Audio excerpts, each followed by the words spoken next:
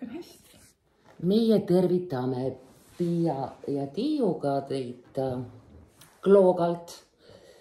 Me oleme siin Klooga majas kohtumas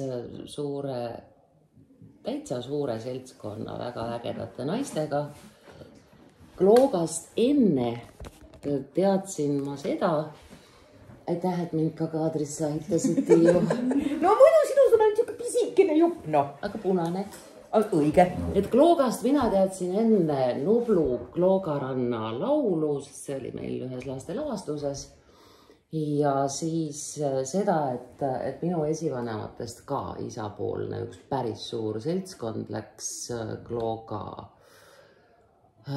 kuidas nad siis peenelt väljendusid, riitade vahele.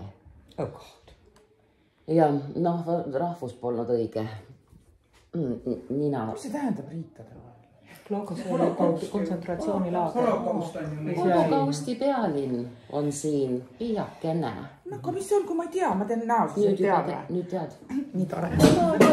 Näitab kohe ära, et inimene on nooremast põlvkonnast. Jaa. Teda on traumeeritud nõukogudeaegsete holokausti juttudega. Ei, no klassiekskursioonidega koonduslaagrisse. Vaadake, mis siin kõik oli. Aga vaata, rumal on see, kes teeb nüüd targa näo, et ma tean kõike, eks ju. See ei õpi ka ju. Jah, aga ma ütlesin ära, et ma ei tea, mis on siin. Aga hästi. Nii ja ühtlasi siia ennast võideldes me saime kogemusi rekkarallist, mis maanteel toimub, mis on tegelikult ikkagi luup Eesti inimeste hinge elu peal, see päris jõhker surumine ja üksteise ohustamine, niisugune stressifaktor koos testosterooniga maanteel on niisugune, et ma tõin kuju. Täpselt nii on ja loomulikult on siin meie lauas üks daam, kes on rekkameeste emand, logistika kuninganna. Eriti võimas on see, et meie raamat, mis meid siia tõi, see 12 inglit konveierilt kogemusnõustajaks selles 3-aastases paksus raamatus, tema tagumises osas, mitte tagumikus, on heade mõtete saba. Ja heade lahenduste üks pakkumine on enesekaitse, perevägivalla vastu, eneseteadvuse tõstmiseks, ka enda vormi ajamiseks. Enesekaitset meil siin kirjeldab, soovitab, juhatab taiboksi treener Liisi Redlich, kes on Raplas teinud täiesti imesid, nii et Eesti võidukad taiboksi tüdrukud on Raplast. Ise on ta sushimeister ja käis Itaalias ennast täiendamas, nii et hästi mitmekülgne. Aga meil siin kõrval on taiboksi trenn praegu. Nii et maailmas on kõik asjad ühenduses. Ja meid selle raamatu puhul, meid 3 ühendab see, et Piia algatas, tuli minu juurde. Mina hakkasin otsast kirjutama enda arvates väga tavalist 100-leheküljelist lugu ühest maal kasvanud meeste käest päris palju elus nüplit saanud tüdruku lugu, kuidas ta ehitas üles turismitalu, kuidas ta ühel hetkel sai aru, et ta kas sureb ära või läheb minema. Ta valis viimase, mida on näha juures olevalt pildilt. Ja siis loomulikult me kogesime Piiaga õlg-õla kõrval kõiki asju. Esiteks me tulime koos läbi pandeemia, sest siis, kui me raamatut kirjutasime, tuli meile COVID külla. Piia sai paar korda pihta, mina ei ole saanud muuseas, ma olen ilmselt nii toksiline, et mind ei söö viirus. Ja siis otse loomulikult läks minu enda eluline mädapaise ka ilusti kenasti lõhki. Sa ju sina kindlasti ja sina ka. Elus tüdrukuna, naisena, emana neelad alla, kannatad ära. Lepid olukorraga sinnamaale, kuni äkki sa saad aru, et sa teed oma lastele sellega liiga. Nii et selle raamatu kirjutamisega rööviti võtsin ma oma nüüd 19-aastaseks saava, aga siis oli ta napp 16 tütre, hobused asjad ja kõndisin oma viimase abikaasa juurest minema konteinerisse, nii et sa lähed päriselt ükskõik kuhu. Piia uus elu on Tallinnas, üliarmsas korteris. Meie ehitasime merekonteinerist endale kodu. Ja nüüd me oleme viimastel aastatel teda arendanud, nii et ta on mu elu kõige nunnum, käepärasem, kodutam kodu ever. Kui oli see raamat käima lükatud, siis külgetõmbeseadus tõi selle põhiloo ümber hästi palju teiste naiste lugusid. Need olid nagu lillelehed tulid sinna juurde.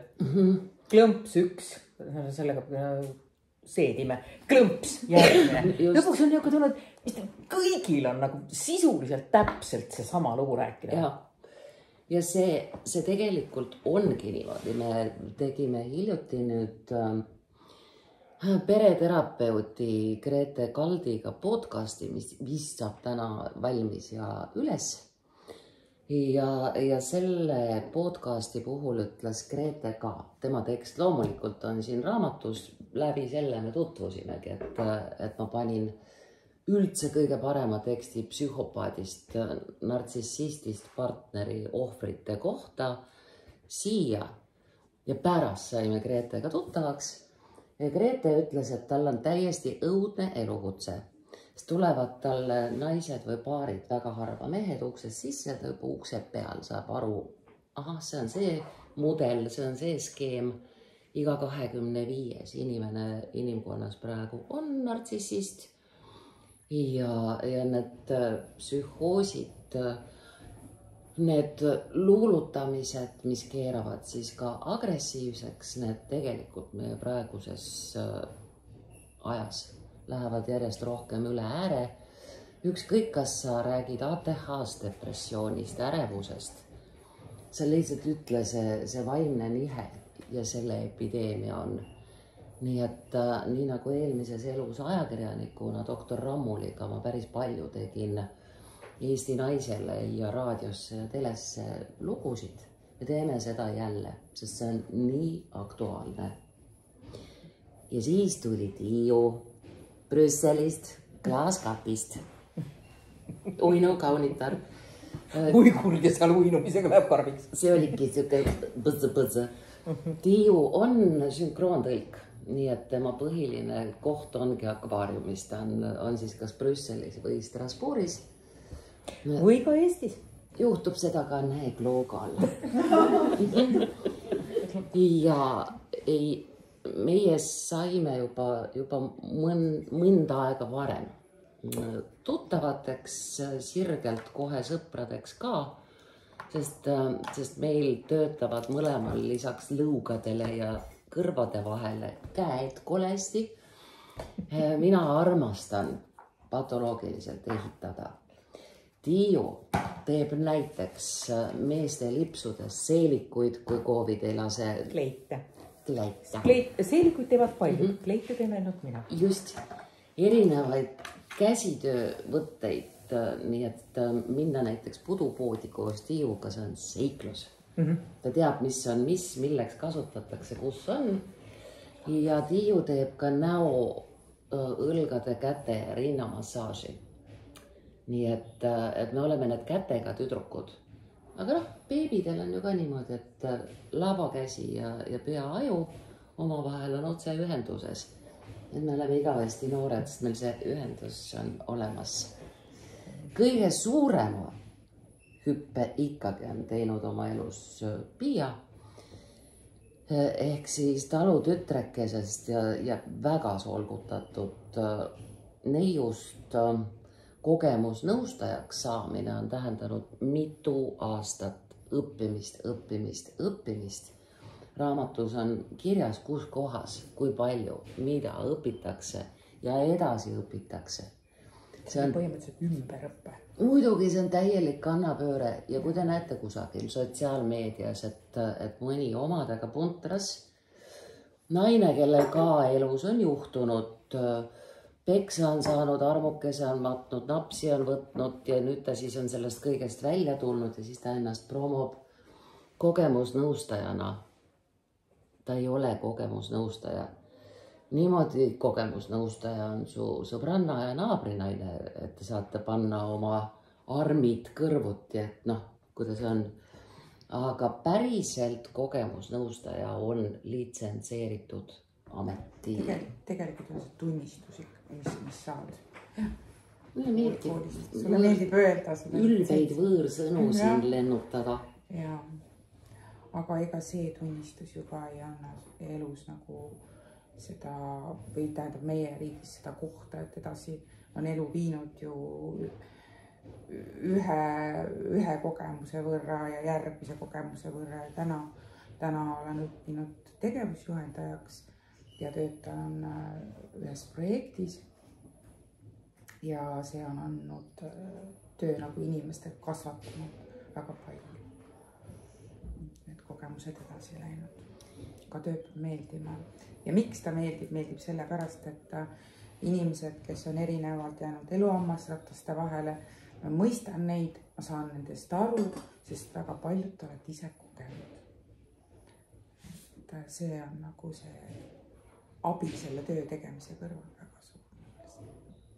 Ja muidugi meeskond ümberringi, sest üksi ei tee midagi.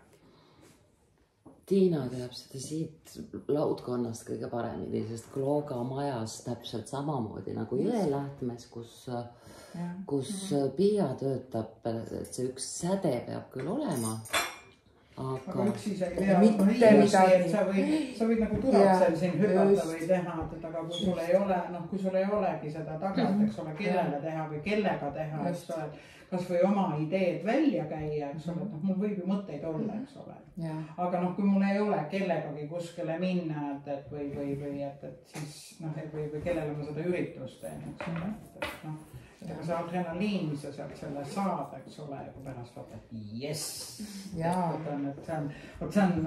Aga on ju see, et kui on nüüd tehtud, eks ju, ja selle inimese need rahulolevad silmad, ma saan sellest sellise poweri. Eelmine kord, kui me läksime sealt Varbolast koju, kell oli 1, kell oli 2, mul ei ole ikka veel olnud. Ja ma pean hommikul tööle minema, aga mul on see energia seal sees nii suur veel. Põhjus lihtne, sest nüüd, kui see raamat on mõned kuud väljas olnud, meie oleme nüüd teada saanud, et me oleme ühe väga vajaliku asja teinud. Me oleme mitmed 10 lood kokku korjanud, mis tähendab seda, et selle raamatu lugeja saab teada, et ta ei pea häbenema, ta ei pea jätkama sellist teekonda. Ta saab siit kinnitust, et ta on üks paljudest. Ja minul on sellepärast hästi hea kindel tunne, et ülihea maitsega, väga hea käega keeletoimetaja Tiiu käis kääridega üle, et sealt, kus mina kipun minema ikka niisuguseks omzen-tädiks.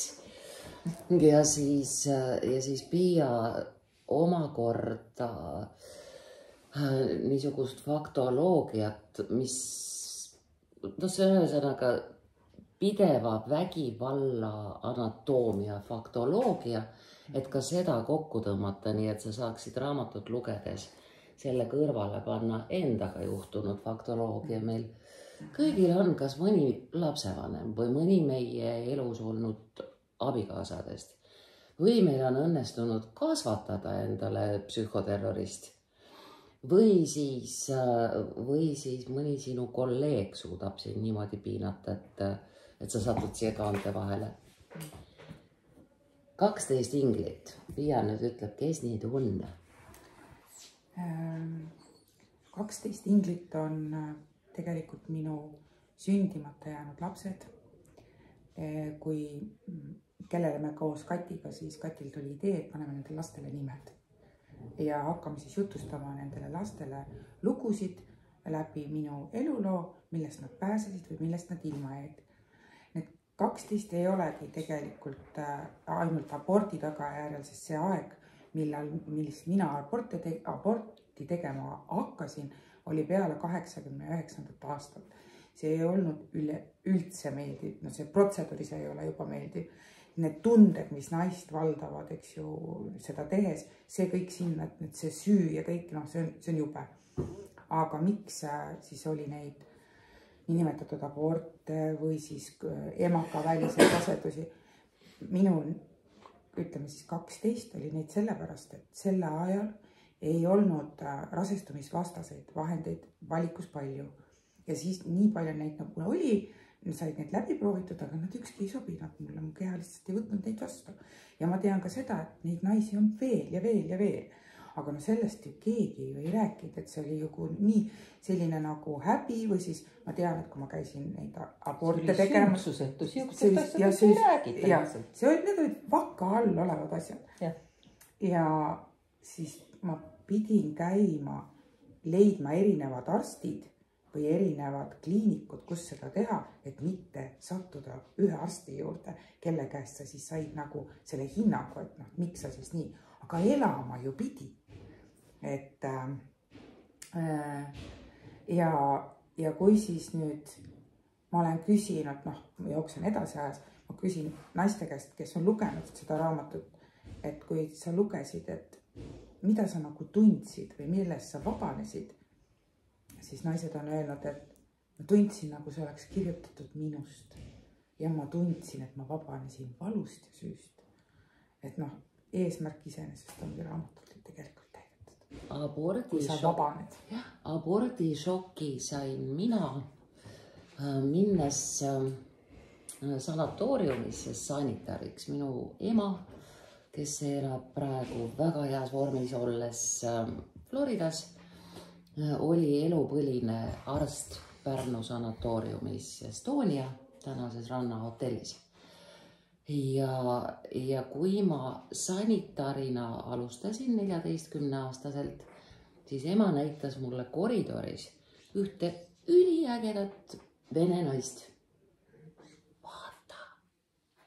Ma ei saanud aru, mida ma pean vaatama ja mu ema ütles, ma kirjutasin praegu arst-ordinaatorina tema haiguslugu, et noh, et missugused teemad on olnud, et mudapannid, tarsonvaalid, elektriravid, massaažid. Ja siis seal on tabelis, mu ema suutis küsida ühe korra ühe meespatsiendi käest ka, skолько abortov, kui palju aborte olnud on. Mees oli kolekuri, kaebas kuhu vaja. Aga see naine, keda ema mulle näitas koridoris, vaata, ta oli teinud 40 aborti. Ja siis mu ema ütleski seal koridoris kohkunult, saad aru, ma küsisin 40, ütleb Tuusja. Ema siis parandab, ei no ikka 14. 40, ma ikka seksisin ka. Ja see naine selgitas siis minu emale, kõrgharidusega arstile, et vaadake seal Tomski oblastis.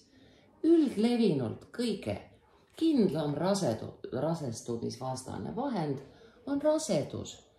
See oli niisugune periood, et need naised kandsid võimalikult kaua seda soovimatut rasedust, kuni veel sai.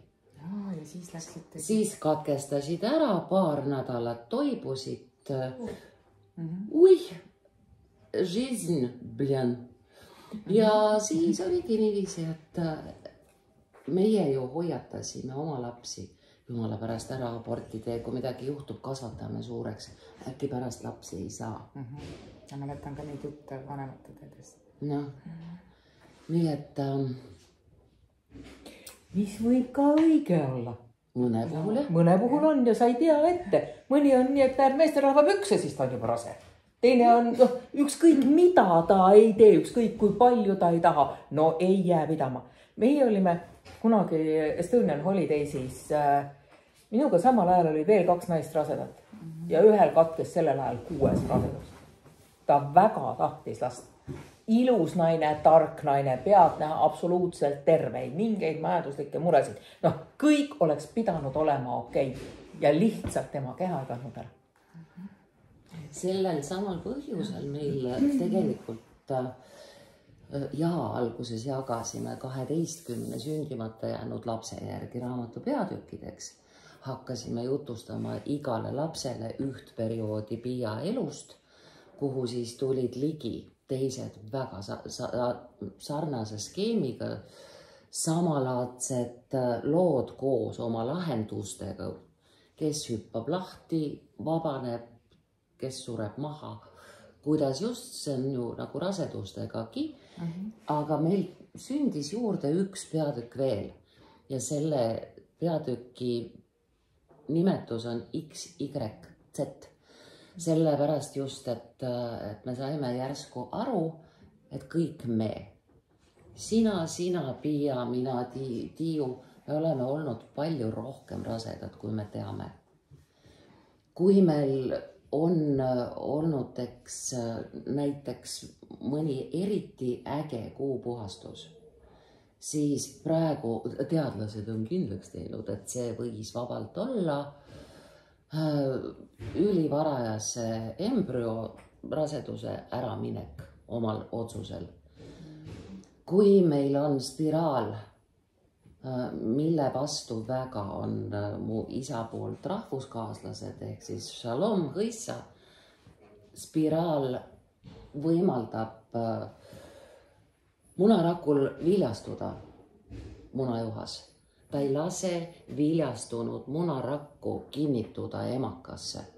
See on nüüd see teoreetiline pool. Tegelikult ikka laseb küll. Mina ka tean. Spiraaliga jäin sedasi. Mina tean ka meil sugu. Ja kus sündis spiraal käes? Ära tõin. Ja kusjuures naljakas oli see, et 90-ndatel ju veel oli see, et spiraal on nagu kõige vähem invasiivne ja sünnitanud naisele väga hea. Ja siis, kui 96, 97 mu see laps oleks pidanud tulema, siis peale seda ütleb mulle häirimas, mis asja, sa oled tark naine, spiraal pannakse tänapäeval ainult nendele, kes ei ole suutelised muid vahendeid kasutama. Noh, vaimse hälbega, sõltuvushäiretega, mis iganes, sest see on nagu väga kindel, aga on leebemaid meetodeid. No ja siin me siis oleme, on ju. Ja kui mõne keha on selline, kes võtab raseduse kiiresti kinni, siis me oleme... Mida siis on ju? Just.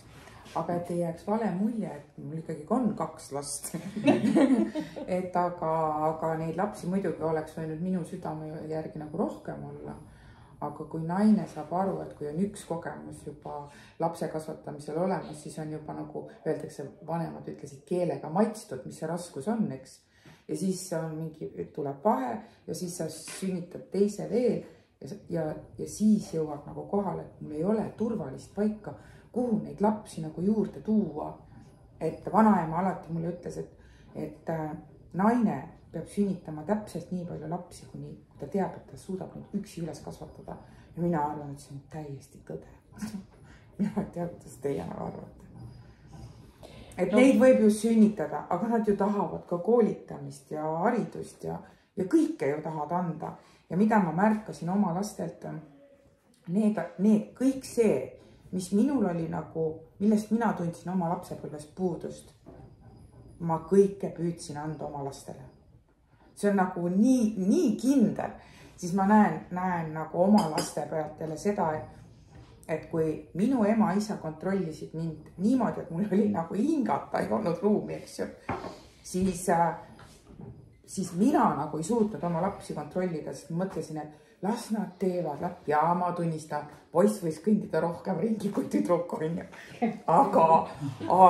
Miks küll? No, ei tead, on ju, jah.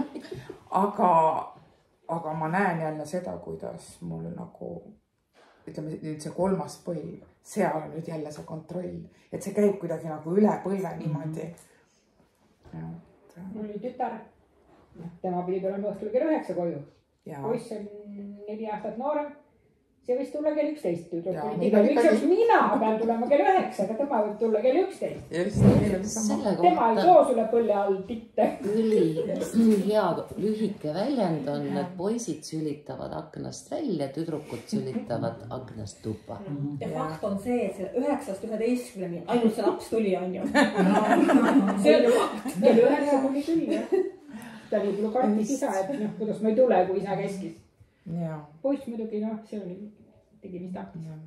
Ma võin kinnitada, et kui sul on 5 last, nagu mul, siis ka siis sa ei tea laste saamisest veel kõike. Esiteks, nende sündimised on täiesti erinevad, igaüks. Teiseks, nende beebiiga, siis laste vahel moodustuv tööjaotus, kes seal lutitab, kes potitab ja kärutab, tekib. Nende absoluutselt erinevad iseloomud ja olemused ja välimused, kuigi geenide kombo nagu on sama, sarnast mitte midagi. Kohe üldse mitte midagi. Et see on põnev ja sellepärast ma saan aru, et Kristiina Lauritsa tütar oma 17 lapsega ja Aleksis Kivi 7 venna ema, nad tegelikult, nad ka olid alles poolel teel, sest iga laps on no nii uus maailm, kui üldse olla saab. Minu asja lahendas laste suur vanusevahe, et kõige vanem nüüd on 36, noorim on 18 ja siis nii 4-5 aastaste vahedega on nad pargitud sinna. Ja ma tänu sellele julgen soovitada praegustele noortele ka, et karjääri pärast ei ole vaja jätta lapsi saamata, ei ole vaja lükata kuhugi kliimaksi piirile esimese lapse saamist. Et lastega koos on kõik tehtud. Reisidel käidud, telesaateid tehtud, lapsed väga hästi sobivad stuudiosse. Kõik toredamad elamused nii reisidest kui töö tegemisest on alati siis, kui sa teed seda nagu, natuke nagu tabor. Et mõnevõrra rändtsirkus. See kõik on... Aga elu ongi ju rändtsirkus. On jah. Ja inimest on huvitav, kuidas kõik räägivad, oma laste kasvatamine nii raske, nii kulukas, nii õudne. Mitte keegi ei räägi sellest, kui palju nalja sa nende tegelastega saad. Ja siis, kui on juba jalad all neile mõistus peas, kui lahe kaader, kui tore nendega koos on olla. Kas te siis teete koos süüa või te lähete koos reisile või te kaklete nii, et tutid lendavad? Vahet ei ole, nendega on ikkagi väga-väga tore olla. Mitte keegi ei mõista seda dünaamikat niimoodi nagu su oma lapsed. Mitte keegi ei räägi ju ka kergest sünnitusest, et kõik oli normaalne. Hingasin ja nautisin ja ta sündis. Me oleme kuulnud aastakümneid, issand, kui palju õmblusi. Kuidas ma vaevlesin kõik need ööpäevad ja samal ajal mees pani sõbrannasid ja nii. No aga räägi sellest, et ära istu paigal, õõtsutama puusi ja tantsi ja laula ja lase õõtsudesse lapsukese pea vajuda alla. Sa ei pea lamama kogu aeg nagu suremas. Aga siis pandi. Ma tean. Ma olin jupp vana mutt ja panin käed puusa ja teatasin, et ma nüüd teen siin. Aga lõi. Ja kui sellest mina loitsisin oma lapsukese välja. Ütlesin talle, et ma tulen nüüd juba, emme ootaks sind. Siis tuli meelde, et issand mees istub juba kaasal kõrval, ma võiksin teda ka kuidagi inkludeerima sellesse protsessi. Ühtlasi on just sellest, millest praegu Tiiu rääkis. Kaklevad nii, et tutid lendavad, ka sellest on hästi ausalt siin raamatus juttu. Kui on peres kriisid, kui naisest on saanud poksikott, siis see on kogetud nii Piial kui minul, kui väga paljudel haritud tarkadel naistel mingisuguse loodusseaduse tõttu moodustavad su lapsed meeskonna sinu vastu. Kas siis oma isa või kasuisa poole hoides sa järsku seisad silmitsi jõuguga, sa sünnitasid nad oma meeskonnaks ja nemad. Ja see on nii seaduspärane, see on nii tavaline. Mul näiteks ei tulnud seda. Minul see Bronna ütles, ta on minust vanem kordades, ta on 65 aastane, ütles, et Piia, kas sinul ei ole vahest sellist tunnet, et sul tekib küsimus, millal läks ära võim laste kätte?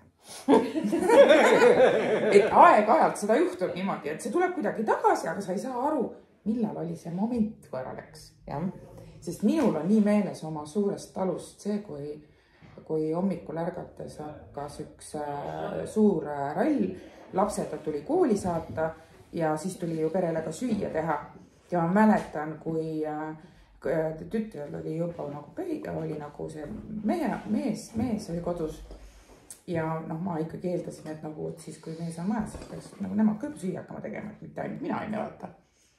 Ja siis tuldi koolist ja tõsteti, seda ei teinud ainult tütar, lihtsalt tõsteti potte ja vaadati, et miks söök nagu tegemata on. Aga muid töid oli ju vaja ka teha, eks ju teinekord ei jõudnudki. Ja siis ma mõtlesin, et appi, kas see on nagu ainult minu kohustus. Aga ma olin ikka siukene riukalik ka, et ega kui ma ei jõudnud, siis ma panin need tühjad potid ja panin pannid sinna pliidi peale ja siis nad tulid tõstsid niimoodi.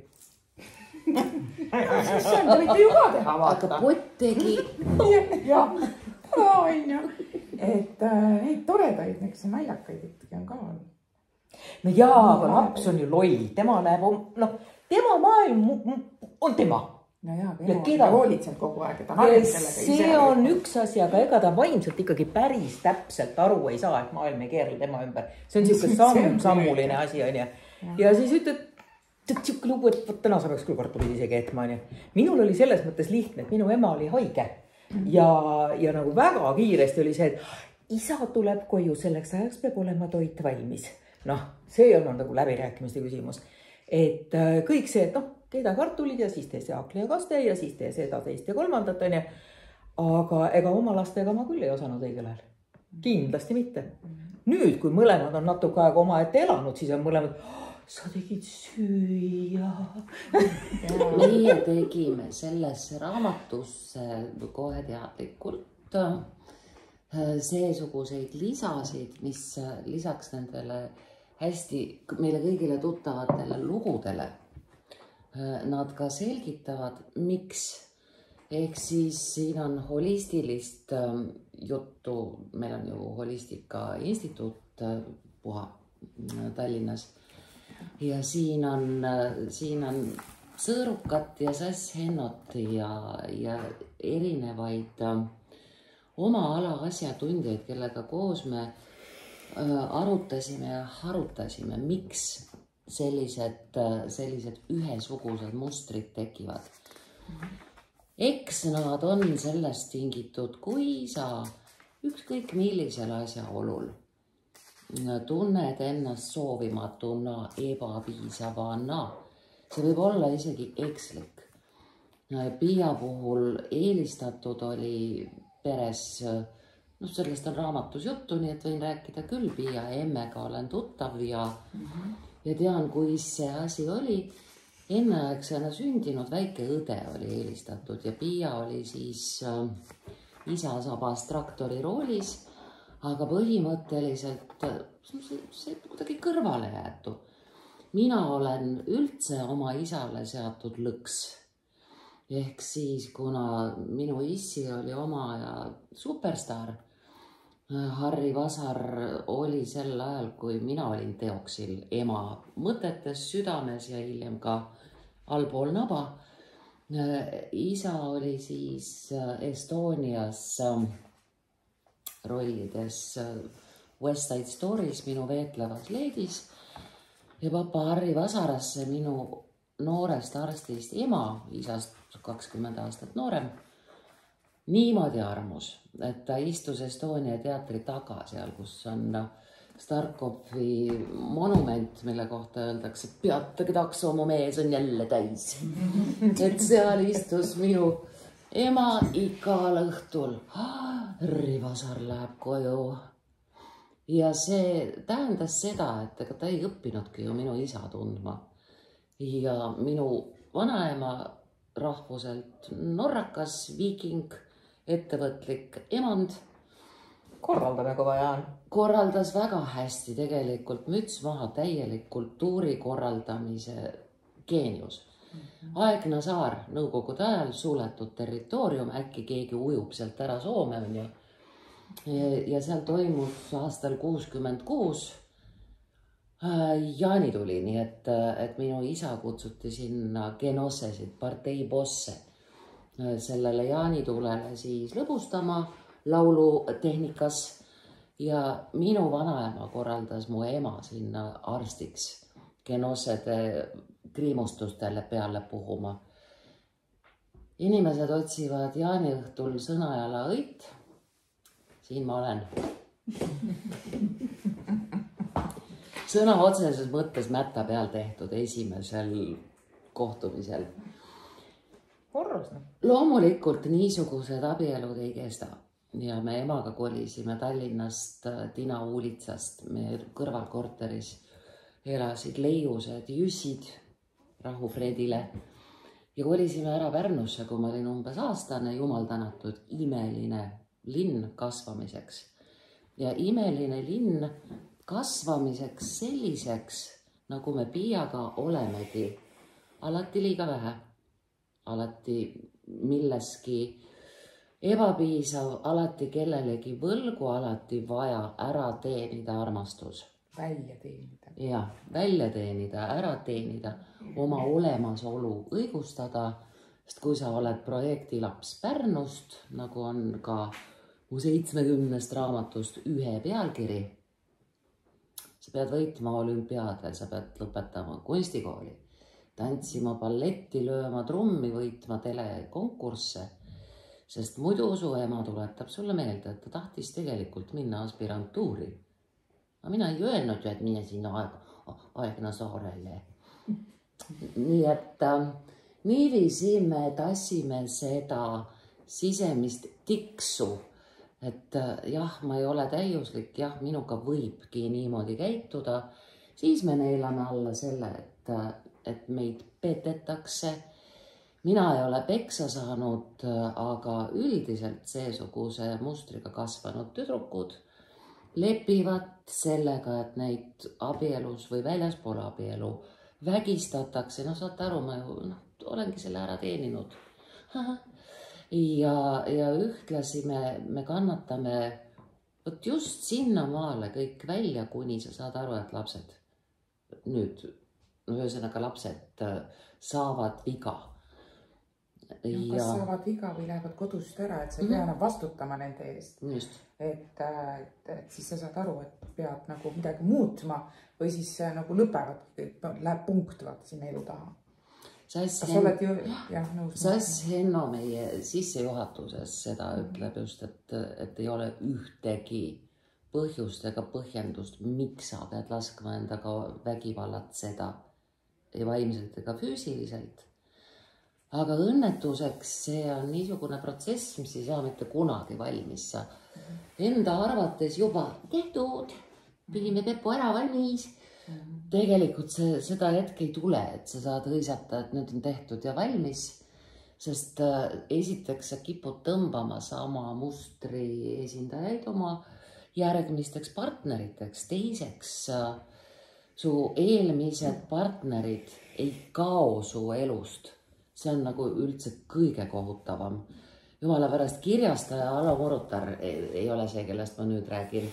Ja ei ole mitte ainult see ka, et sa ise nagu lõpetad ühe valusa suhte ja tõmbad ligi järgmisi, vaid tegelikult märkad ka seda, et lapsed võivad astuda samadesse mustritesse ja tõmbavad endale samad, kuidas siis kas ema moodi, kui on poiss, siis endale ema moodi naise või tütar siis tõmbab isa moodi mehe.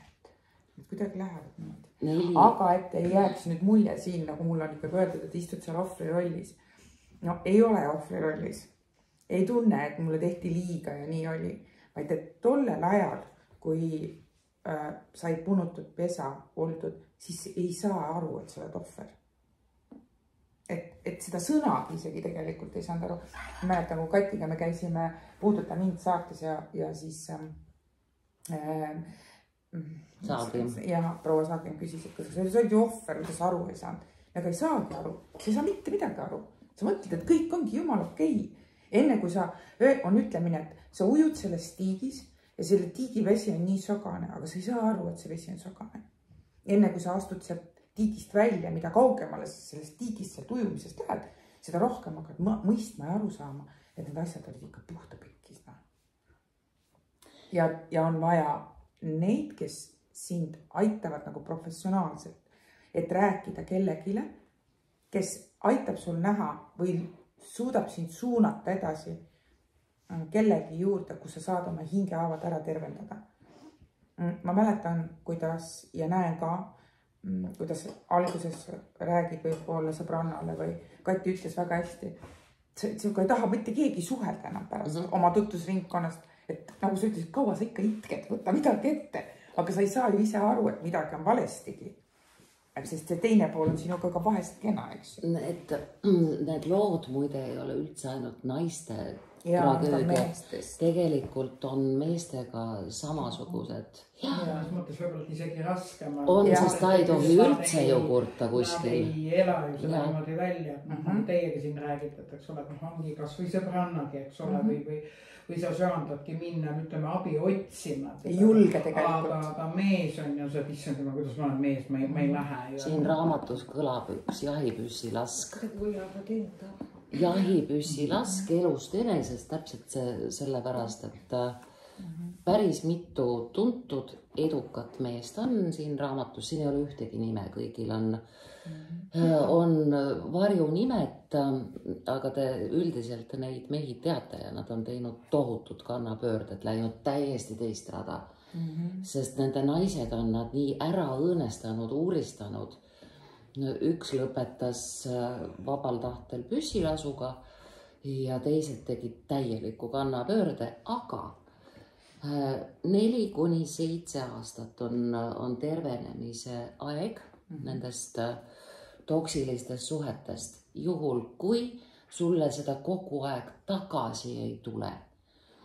Ehk siis meil lasteisa kirjastaja Alo Murutariga läks perfektselt laiali minek, sellepärast, et siis me saime sõpradeks. Me enam ei oodanud teineteiselt võimatut, ei võistelnud, ei trüginud, ei mürgitanud teineteist. Et me oleme Aloga sõbrad, väga head sõbrad. Ja see raamat selles mõttes on märgiline, et mu laste isa sai mullusui jahtlaeva kaptenina sepsise, veremürgituse ja kooma, kus ta oli pikalt ja väljus sealt vasakust keha poolest halvatuna.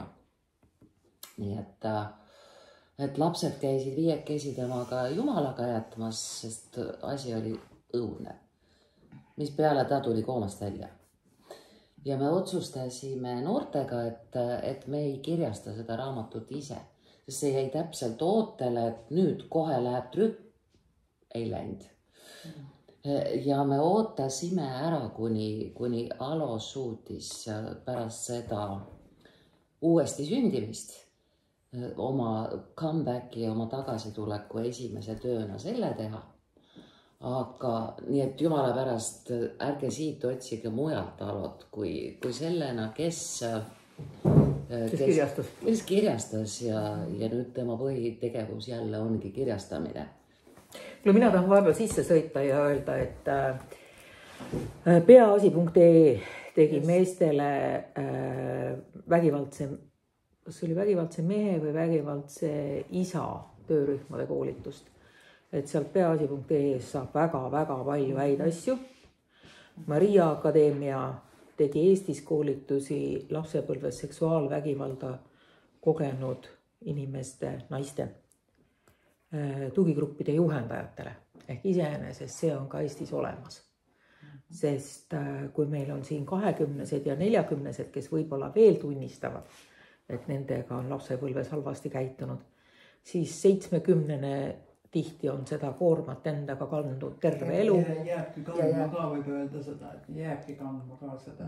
Et selles mõttes võib sellest rääkida, võtta teemaks ja kui on selline, paar korda räägid, siis mingis situatsioonis ta võib tunnistada, et minuga oli ka nii on ju. See on hästi karm kogemus. Nii palju, kui ma tean traumast on see, et kui ta räägib, siis on väga hea, ise ei ole mõtet väga palju küsimusi küsida, kui teil ei ole seda vaimse kiirabi koolitust peal, sest see rääkimine võib muutuda teiseseks traumaks, et ta elab selle uuesti läbi. Nii palju ma võin siin kõrval öelda, et seal ei peagi midagi muud tegema, kui lasta lihtsalt nutta ja rääkida. Mitte midagi muud, ainult ole kõrval olemas. Peab ühele 50-aastasele mehele selgeks teha, et sa pead abi otsima. Kui tal ei ole sõpru, ta ei nuta, ta ei räägi mitte kellegile. Kas kui sina juba tead, siis sina võid kõrval olla? No aga ta, mina olen ämm, mina ei... Aga kui ta juba sulle rääkis? Tema ei rääkinud mulle midagi, tütar rääkis. Tütar rääkis, no siis kui ta juba tütrele rääkis, siis see on juba samm edasi. Üks asi ütle tütrele, et kui mees räägib, siis ei pese nõusid selle ajal. Tema räägib, see on monoloog. Ma saan selle, kumb räägib, tütar? Tütar räägib. Ma tean.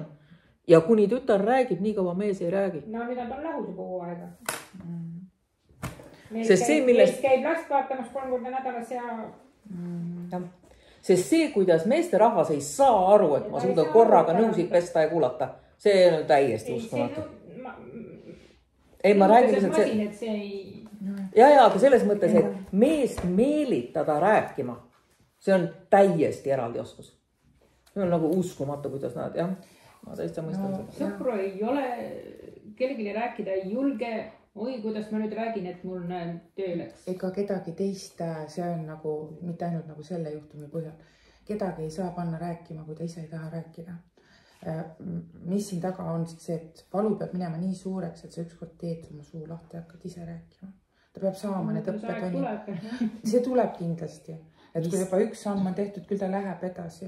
Mis on üks oluline jama nii Piial kui mul, kui tõenäoliselt teie peres sama, on see, et need inimesed, kes on meiega kas vaimselt, füüsiliselt või mõlemat moodi vägivaldsed, nad on kirjeldamatult hurmavad, karismaatilised, seksikad, ehk siis eemalt vaadates keegi ei kujutagi ette, mis toimub suletud uste taga. Aitäh, Tuuli Roosma, väga hea pealkiri saatesarjal.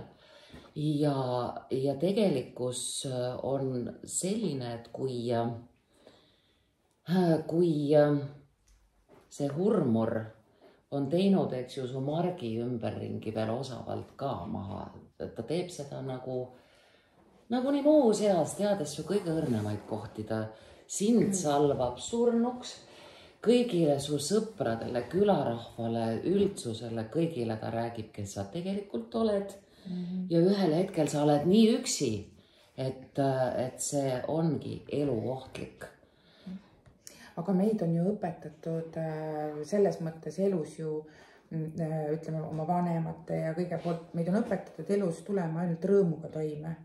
Ega kurbusega meid ei ole ju õpetatud toime tulema. Samamoodi ei ole õpetatud. Jah, mine tuppa nutta seal, tule välja siis, kui sul on hea tuju. Kes meist ei mäleta seda ütlemist, eks ju?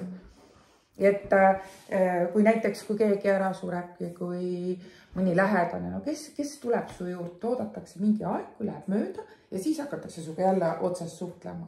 Sest sind ei osata toetada. See selleks. Ja selle samas meil puudub ka suhtlemise oskus.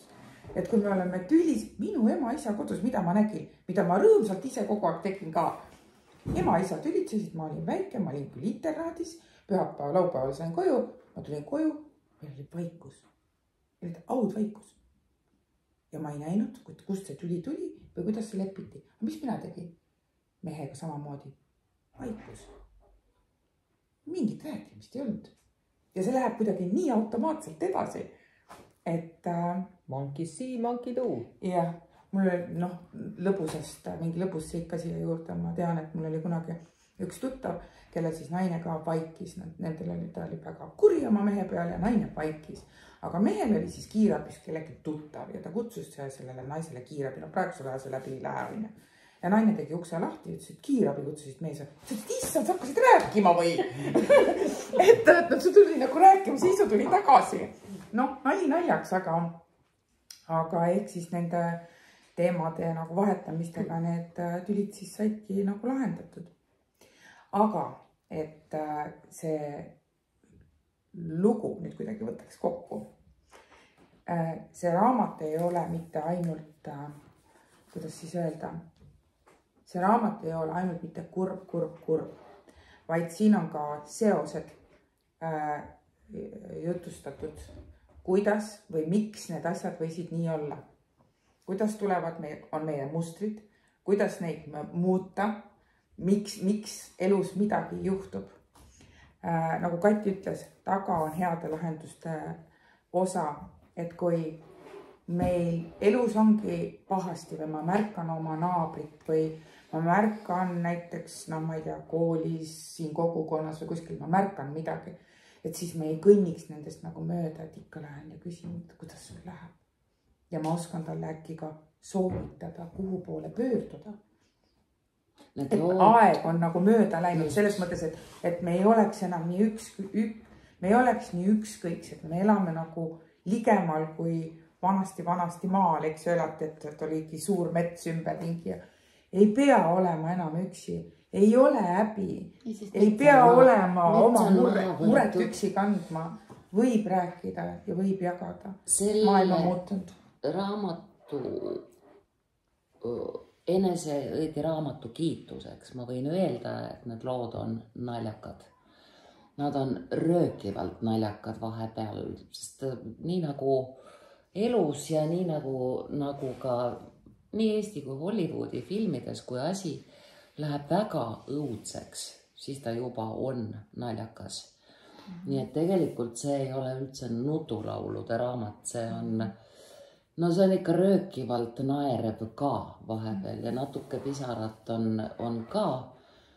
Ja ta on mulle isiklikult muuseas päästerõngas.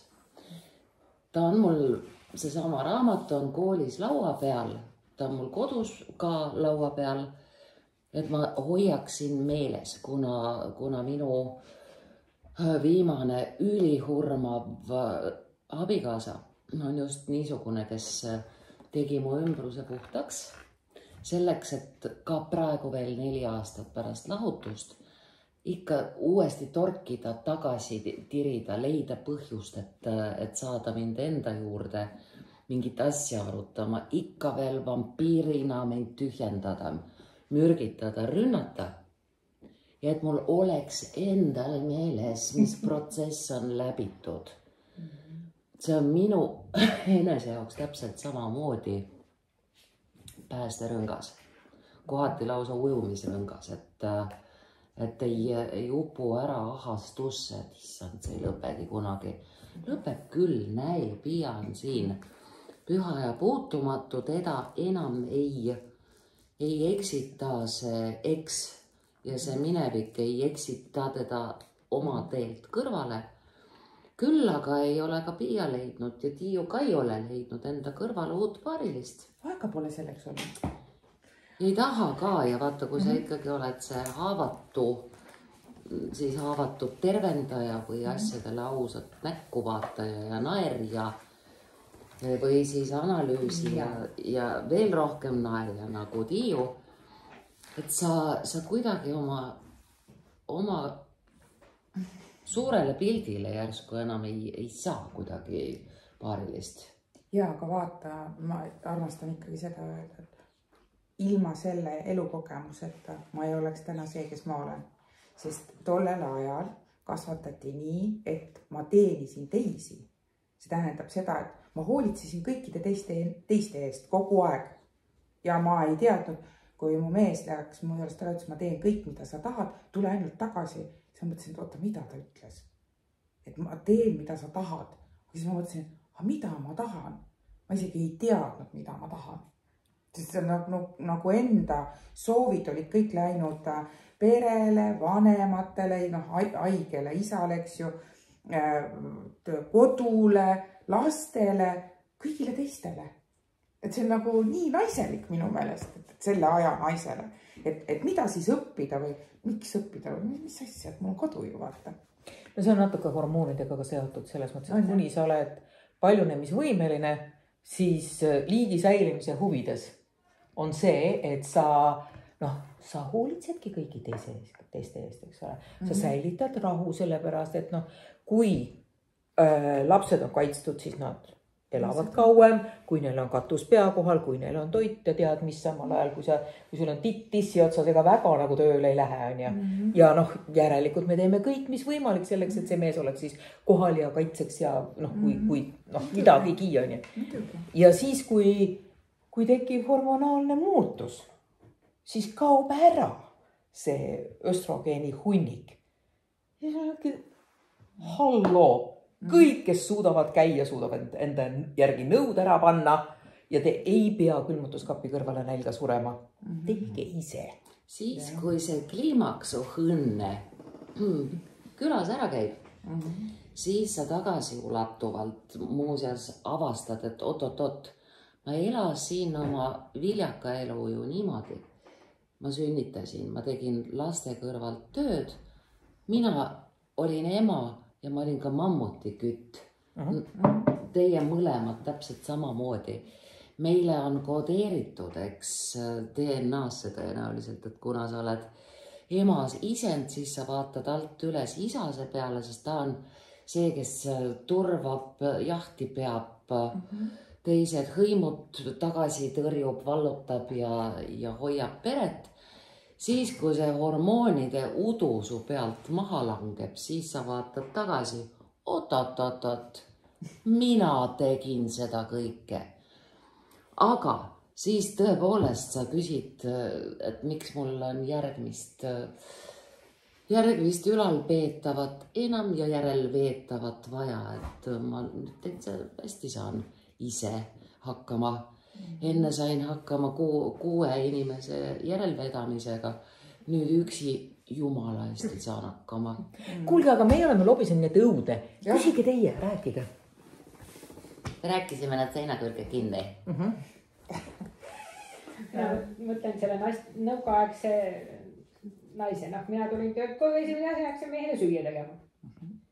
Nüüd 25 aastat hiljem või natuke rohkem hiljem. Läksin pojale külla, hoidsin lapsi. Ema-isa tulid tööd koju. Mini ja istus diivani nurka, hakkas telefonis kruttima. Poeg seisis pliidi äärde ja hakkas kartulit koorima. Minul poleks niisugune asi mõttessegi tulnud. Sellepärast, et me ise olime otsustanud, et kogu selle koorma enda kanda võtta. Süüa tegema, sest mees tuleb tööl.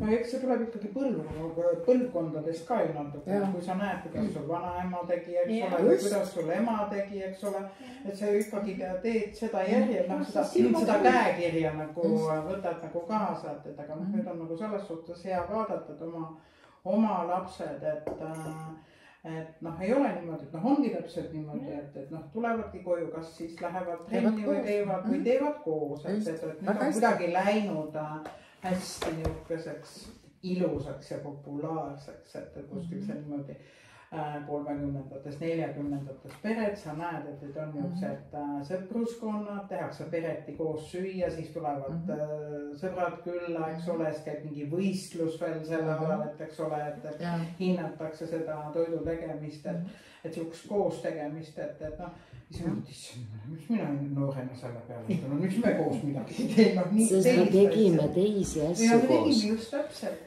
Laste isaga me õhtuti mustvalget televiisorit vaadates tegime seebihelbeid mähkmete pesemiseks. Ehk siis pesuseebist isa lõikas seebihelbeid marlimähkmete pesemiseks.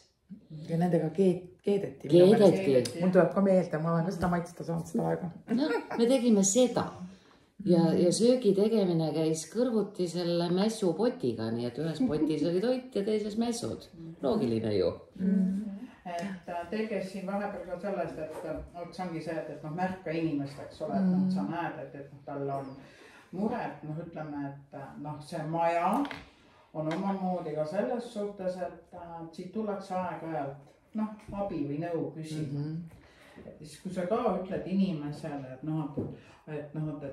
äkki sa pöördud, siis ta ütlebki niimoodi, et mis mina pöördun. Selles suhtes, et mitte mis mina pöördun, vaid et mul ei ole sellist võimalust. Et noh, vaata, kui ta on kuskil kuulnud, eks ole, et mis on nüüd näiteks võib-olla, et see psühhiaatri tasu või mis on psühholoogi tasu, eks ole.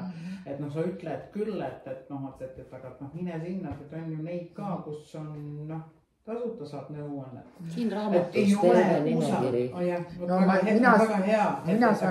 Ma saan sellest aru, et ongi küla. No ma töötan täna seal, mina olen ise Tallinnast, sõidan Jõelähtmele ja miks ma kontakti üldse leidsin nende inimestega on see, et ma ei ole selle küla inimene. Sest nad kardavad kõik seda. See on nii suur hirm nagu rääkida, et ei usaldata. Et keegi läheb ja räägib välja ta mure. Ja on see hirm ka, et see äkki tuleb välja. Et ta ei söandada nagu ei tihka seda öelda. Et tal on selline mure või et tal on probleem, eks ole. Ja siis ongi nagu see, et ükskord, kuule, aga sinult ei ole ju see välja tulnud. Siis ma võin veel, eks ole. Et noh, nagu käiakse natukene kompamas või katsetamas seda, eks ole. See on nii pika vinnaga. Aga mitte midagi teha ei ole, et hästi paljud asjad jäävad ka selle pärast käima, et noh, tegelikult ütleme need abivajajad, et see on see ressursi puudus. Aga vaata, kui hea on olla ameeriklane, kus on nii palju inimesi, seal nad teevad ju vastupidi. Kuna on nii tohutult suur maa, siis seal ükskõik kas siis varasematel aegadel Oprah Winfrey või nüüd siis mis iganes telesaadetesse läheb üks mõnus, lihtne, ehtne ameeriklane ja laob seal kõik letti. Selles mõttes Eesti ja Ameerika erinevus on täiesti karjuv, et me siin varjame omade eest, ema eest, naabri eest, kõigi eest viimaseni varjame. Me võime ju varjata, aga tegelikult kui kõigil on täpselt mingis vanuse, ütleme, ma ei saa öelda blokis või mingis vanus, meil kuidagi ühtemoodi need probleemid. Te räägite Jõeläht, mu väime suvekodu, vanemate kodu on Manniva külas. Ja siis kui firma pankrotti läks, jumal hoidku, et keegi külast teada ei saaks. No ja need on need valehäbid, tegelikult peaks olema, mul on pohhu, mis seal on siis? Tehti järgi või makske kinni, kellelegi tuttavatele järgi, te jumala pärast kellelegi öeldi, et mul firma läks pankrotti. No jah, seal ongi need valehäbid on meid, mida me kanname. No aga need väiksed vinguviius käivad ja issand jumal, mis ta tegi ja ettevõtja, nagu me teame, on üldse kõige suurem patune ja ikka küll tema oli paha ja see, aga see, et võib-olla inimene ponnistas nagu viimase tuhandikuni, võib-olla ta pani oma isiklikku raha, laenas raha kokku selleks, et palkasid makstakse, ole veel tööinimestele. Kirjastus läks ka pankrotti. Ja see, kes seda ettevõtte leiba pole maitsenud, ega see tegelikult lõpuni sellest aru ei saa. See võib lihtsalt vait olla näiteks. Just, mina olen täna käinud palgatööl, ma nii mäletan, kui ma sain oma esimese puhkuse. Ma mõtlesin täiesti lõpp. Ma olen elus olnud põhimõtteliselt 30 aastat mehel. Täna 50 pluss sain ja ma saan oma esimese puhkuse. Ma ei oskanud sellega mitte midagi teha. Ma mõtlesin, et ma sain raha ka nende päevade eest, mis ma puhkasin. Mis asi see on? See oli nagu nii äge. Ma keeran muuseas sellepärast, Piia, sinu poole nüüd seda e-phone'i, et Piial on, meil mõlemal on raamatust väljajuhatus. Piia oma räägib sellest, mis staadiumist ta alustas ja kus ta praegu on. Vaat just see, et issand, mul on puhkus. Päriselt raha eest puhkan. Ja selle asja olemuslik kokkuvõte on Piia väljajuhatus. Ole hea, loe see. Ma loeksin siit, ma mõtlesingi, et ma loen siit natukene nagu tükke ja siis võtame selle asja nagu toredasti kokku, et muidu on kõik, mulle ei meeldi üldse negatiivsus, aga see negatiivsus on ka meie elu osa ja see on kasvukoht. Et kui te ei ole väsinud, ei ole. Õnneks paistab muuseas telefoni ka, missugune Piia raamat on. Ja ta on Neitsi Tähtkujust. Neitsi Tähtkujust Piia on teinud oma raamatust sellise värvilise siili. Seda saab ainult Neitsi teha, jumala no nii. Et see on mitme leheküljeline, ma kõik ette ei loe, ma loen siit, võtan niimoodi noppeid, mis siis mulle nagu parasjagu tundub, et on nagu okei. Väljas on karge suveelne hommik. Linnud laulavad, puud ja lilled õitsevad, liblikad lendavad. Mis siis, et Tallinn, kivist linn, ikka on looduses küllust. Aknast vaade on minu kodus võrratu. Vaatan kaugusse, merele ja tean, seal kuskil on mu kallid ja mu südames on soojus. Mul on täna tütel sünnipäev. Just täna.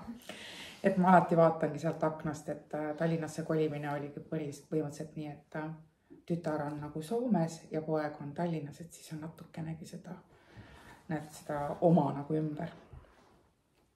Olen oma armsas linnakodus, kus on hea, mitte ainult minul, vaid ka minu lähedastel ja sõpradel, kui nad mind külastavad. Nii on nad mulle öelnud. Ongi hea, sest selles kodus on hing, süda, rahu ja rahulolu. Olen ise endaga sõlminud rahu, andestanud endale ja võtnud vastu ennast sellisena, nagu ma olen. Seisnud silmitsi oma kõige suuremate hirmudega ja neist läbi läinud. Ma olen ainulaadne ja olen piisav. Olen tänaseks tõestanud ise endale, et saan hakkama, ma ei karda enam. Ja kui ei saa hakkama, küsin abi. Lõpuks saan olla oma väes, olla naine. Olen endaga rahul ja olen õnnelik. Tänan ennast, et mul jätkus julgust ja tahtejõudu alustada uuesti. Olen enda üle uhke. Miks minuga läks nii, nagu läks, on nüüdseks mulle selge. Ma armastasin, hoolisin, usaldasin ja lootsin. Pettusin, sest mul olid ootused, aga need olid ainult minu ootused. Teenisin välja tähelepanu ja armastust. Uskusin, et kõik läks viltu minu pärast. Tegelikult olime mõlemad teineteise peeglid ning peegeldasime kumbagi rahulolematust iseendaga. Puudusid oskused ja teadmised. Ma olen ise oma kaasad ära rikkunud oma liigse hoolitsusega. Sain selle mustri oma isalt. Töökus ja hoolitsus meie eest oli tema viis näidata meile, kuidas ta meid armastas. Ei süüdista, tänan pigem ja olen tänulik, märkan mustrit. Mulle on öeldud, et ma olen liiga südamlik ja emotsionaalne ja olen selle üle täna uhke, sest ma olen endaga aus. Ehk siis ma rõõmustan südamest ja kui kurvastan, siis teen seda ka südamest. Olen oma südamega kontaktis ja ei häbene seda. Näitan ja ütlen välja oma tundeid, aga see on võõras Põhjamaa inimesele. Ma ei pane neist mitte ühtegi vaiba alla peitu. Olen ka kogenud seda, et sellega peletan enda ümber olevaid inimesi endast esialgu eemale, aga nad tulevad tagasi. Siis on minu valik, kas ma neid enda ellu enam luban. Miks mul nii palju aborte oli? Sellest ma rääkisin. Olen elus kõik saanud, mida olen unistanud ja soovinud, kuid kõik soovid pole olnud targad, aga ma ei kahetse mitte midagi. Ma sain oma kodu ja hoidsin kiivalt perekonda koos. Vähemalt arvasin nii. Pere maik suus, üht tööd tehes, puhkasid teised, et lastel oleks kodu. Ise alandatud ja õnnetu, alati üksi. Ja siis kostab repliik.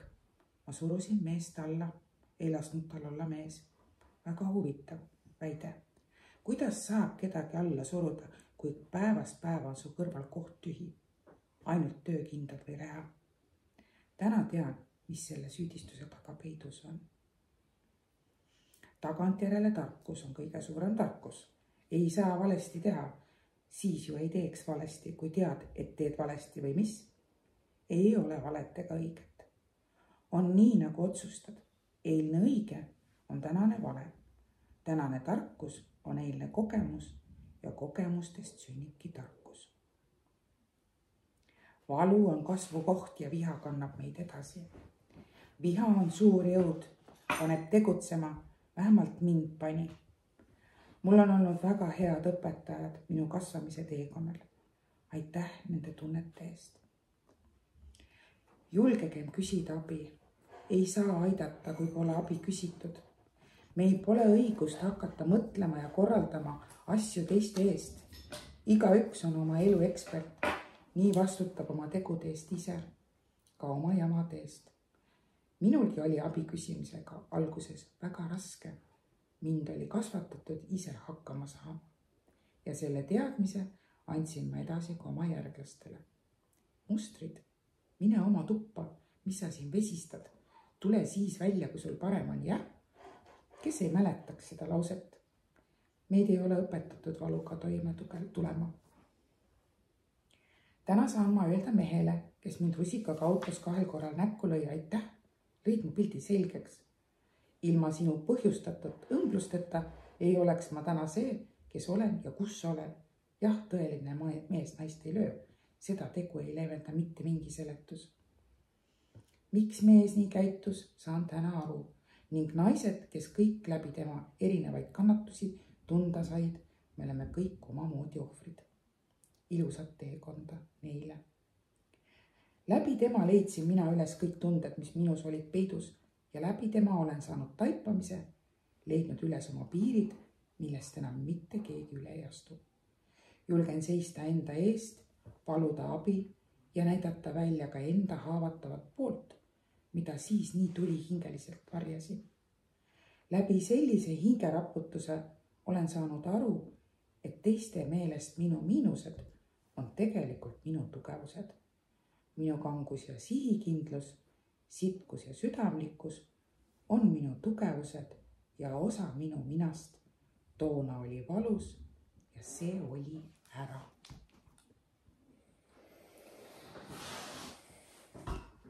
Elus, ma loen selle lõppu veel. Elus on 3 asja, mida ei saa kaotada. Kui kaotad, kaldud teelt kraavi, leiad üles, astud või sõidad edasi. Tempo sõltub meist endist. Need on usk, lootus ja armastus. Vägi meie enese sees. Hooli, märka, aita, paita. Mis sa kirjutasid sinna, Tiiu? Ei, mul tuli meelde see, kuidas mu viimane peigmees kinkis mulle sõrmuse, millel oli olemas ainult süda ja ankur, aga rist oli sealt pealt kaduma läinud. Me läksime siis koos Kullassepa juurde ja siis Kullassepp tegi sinna uue risti peale, et ikkagi nagu seda usku ka oleks. Ja see rist kadus uuesti ära. Kõige kurioossem selle juures oli see, et läksid aastad ja siis ta, peale seda, kui me 2 korda pidime abielluma ja 2 korda ta nagu taganes. Ja siis tal tuli hea mõte, et ta tuleb ja küsib mul käest selle sõrmuse tagasi. Ma niimoodi vihastasin, et õnneks ma ei teinud mitte midagi. Guugeldasin natuke, et mis nagu see traditsioon on. Ja siis sain aru, et kas, kui sa tahad, siis annad tagasi, aga õigupoolest täpselt sama hästi on see minu valuraha. Mitte mina ei olnud see, kes oma lubadusest taganes. Aga siis mul tuli meelde, et ma olin tema juurde jätnud väga-väga hea silikoonist taigna segamise lusika. Ütlesin, et davai, kui mina saan taigna segamise lusika tagasi, saad sina ka sõrmuse tagasi. Ja kuidas läks? Läks niimoodi, et ta küsis, siis mingil hetkel ta helistas, et nemad, tal on nüüd uus pruut, et nemad on tulemas siis Tallinna mingile kontserdile ja kas ma olen see päev kodus. Ma ütlesin, et jah, kella 1-ni on. No väga hea, ma tulen siis läbi. Kontsert kella 1-ni jõuad, nagu kaugelt tulla ka, täis mees, hambad suus, ise käib püsti pissil, küll ta teab, mis ta teeb. Kell on 12, kell on 12:30, midagi, aga ma pidin olema ma pidin olema Tartus, ma ei saanud enam kauem näkutada. 13:15 istusin ma autosse, sõitsin ära, 13:30 helistab. Kas sa oled kodus? Ei, ma ei ole kodus, ma ütlesin, ma olen kella 1-ni kodus. Ja peale seda ma ei ole tast rohkem kuulnud midagi, aga kurivõim see lusikas oli hea. Ma tahtsin sulle öelda, ilmselt mitte keegi ei ole enne seda öelnud, sa oled lummavalt Koidula nägu. Vaata, Koidulat alati seostatakse sellega, et on juuksed, eks ju. Et teda ei ole nähtud eriti sellise korraliku soenguga. Üks ühele Koidula, ma muidugi vahin ja vahin. Koidula läheb koju oma 5 lapse juurde. Jah, ma pidasin selle usu all pigem siin raamatus silmas seda, et kui sa kaotad usu nagu iseendasse, siis oled sa nagu käpuli maas. Jah, ei, ma ei pidanud ka silmas mitte religiooni. Lihtsalt kuidas keegi mingit sümbolit tõlgendab, aga see oli nagu nii ilus, et tead, see rist nagu 2 korda sealt kaduma läks. Pidigi ära minema. Ta siis pidi minema. Vat. Siis pidi minema, jah. Me oleme sellised fatalistlikud tüdrukud. Täname väga südamest, et te meid kutsusite. Ja me kindlasti... Koostöö raamat. Lugege, palun. Palun lugege see raamat läbi. Ja me jõuame muuseas teie kõrvu veel, sest meil on kindel plaan natukene toibunult lugeda see raamat audioraamatuks. Ehk siis, kui Koidula läheb oma 5 lapse juurde, et ta tõmbab kodus endale selle raamatu pähe sõna otseses mõttes kõrvaklappidega. Ja mul on juba ära jagatud 3, kes millise osa loeb. See lihtsalt nõuab ettevõtmist, et sa istud ja podised oma ette, siis saab oma vahel kokku monteerida, müüki paisata ja inimestele maha müüa. Meie vanused inimesed veel loevad raamatuid, aga ma teangi nooremad, kes seal on, nad ei tahagi enam. Nendel on kõigil need klapid. Mina olen just jälle see olnud, et kellele meeldib käes hoida ja seda lehitseda. Aga kus ma siis, ütleme, oktoobris või, jah. Mul oli isegi väike kadeduskihk oli sees, et see inimene istub siin samas lauas ka. Me käisime koos Marjul. Mina mõtlesin, et huvitav, kelle kuradiga ta räägib. Vaatan enne natukene, piilun Marjul. Ja ikka tema räägib. Mina küsisin pärast, mida sa teed? Ütlesid, et aga ma niimoodi tihti peale. Et ma ei olnud nagu, ma olin nii, ütleme selles suhtes, nii see raamatu inimene, eks ole. Mulle meeldib seda lehte, mulle meeldib see lõhn, eks ole. Aga kuidagi siis nagu vaatad, et sa sõidad hästi palju on autoga sõitmist. Ja siis mõtled, jälle Elmari raadios tuleb see või Vike raadios tuleb see sama uudis, et oi kui hea tegelikult seda oleks, eks ole. Sulle teeme selle. Siis sa saad talle näidata, näe, mis sulle on. Et kui me läheme järgmine aasta koos või nüüd uuel hooajal Marjule, et siis saan mina ka eputada, et mina ka loen ja kuulan seda. Et see oli nagu esimest korda, et kui nooreks sa pead elama, et kui nooreks sa pead elama, et sa näed nagu läbi teise selle, eks ole, et nagu ei ole ise üldse selle peale tulnud. Sa teadsid, et selline asi on olemas, eks ole, et see toimib, väga paljud kuulavad, aga see ei köitnud. Aga see oli see hetk, et see raba, kus iganes me seal olime, see oli nii vaikne, see oli nii märg, see oli kõik nii lirtsus, eks ole, seal olid ülisuured marjad, ülihead marjad. Ja siis kuulen, et kellega, ometi nii vana ju ei ole, et ta peaks endaga rääkima. Aga kas ei ole see, et vaata, see on niisugune esmane mingi uue asja, hirmutav. Ja kui sa selle nagu selles esimese sammu ära teed, siis järgmine on juba niisugune, mis seal oli. Ja juttu jätkub kauemaks. Kohtumiseni.